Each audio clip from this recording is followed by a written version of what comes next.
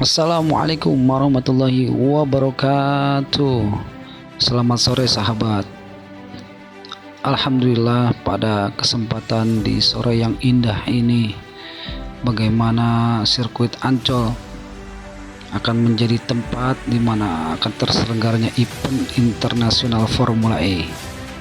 Sempat menjadi polemik dan kepentingan politik, dan mungkin menjadi bahasa-bahasa politik yang kurang sedap kita dengar dengan berbagai macam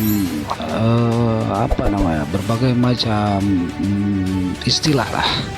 Ada yang pernah bilang itu adalah sirkuit gaib dan macam lain sebagainya. Tapi kita harus berpikir positif dan melihat sisi baik daripada event internasional ini.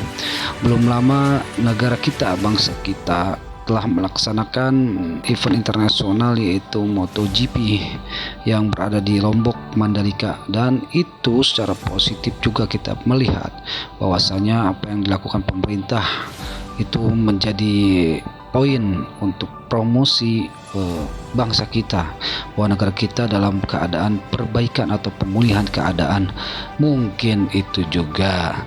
Dan sekarang kita melihat bagaimana progres update pembangunan dari sirkuit Formula E yang pernah menjadi isu nasional. Sahabat semuanya, kita sebagai rakyat sih simpel saja dan mudah saja, bahwasanya setiap kebijakan atau setiap pembangunan itu harus memberikan dampak positif untuk kita semua.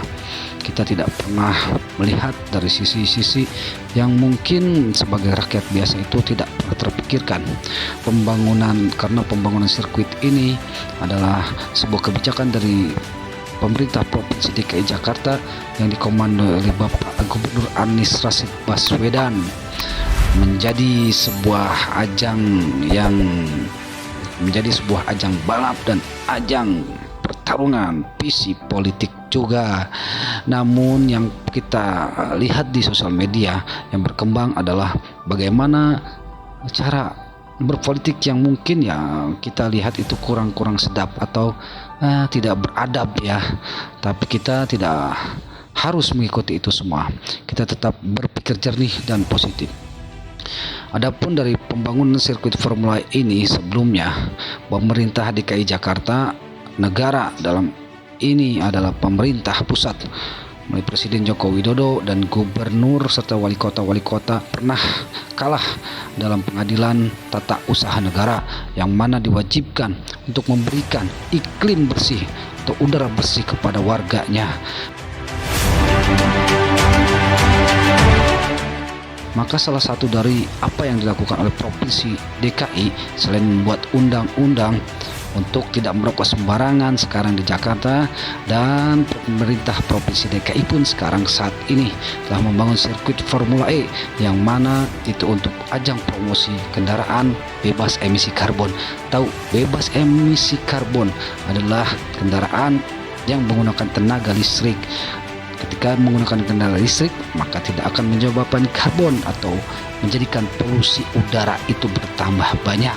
Selain kemacetan dan mungkin sesaknya ibu kota, walaupun sekarang kita lihat sudah banyak kemajuan, tertata rapih, dan kendaraan-kendaraan listrik sudah mulai dikembangkan atau mungkin sudah mulai banyak digunakan untuk transportasi publik di ibu kota kita, sebagaimana telah diluncurkan kemarin 30 bus listrik ibu kota Jakarta. Itu dampaknya sangat positif sekali, karena dengan mobil-mobil listrik, angkutan umum publik yang listrik, itu kita tidak akan melihat banyaknya kepulan-kepulan asap yang mungkin di era tahun 90-an atau 80-an kita ke Blok M itu bagaimana diterik siang matahari dan sesaknya Kopaja serta Metro Mini yang mengeluarkan asap tebal, sahabat.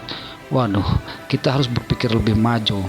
Dengan adanya event ini kita harus support dan dukung, karena event ini menggadang sebuah inovasi kendaraan bebas polusi, yaitu kendaraan balap Formula E, yang mana implementasinya sudah dilaksanakan oleh Provinsi DKI Jakarta.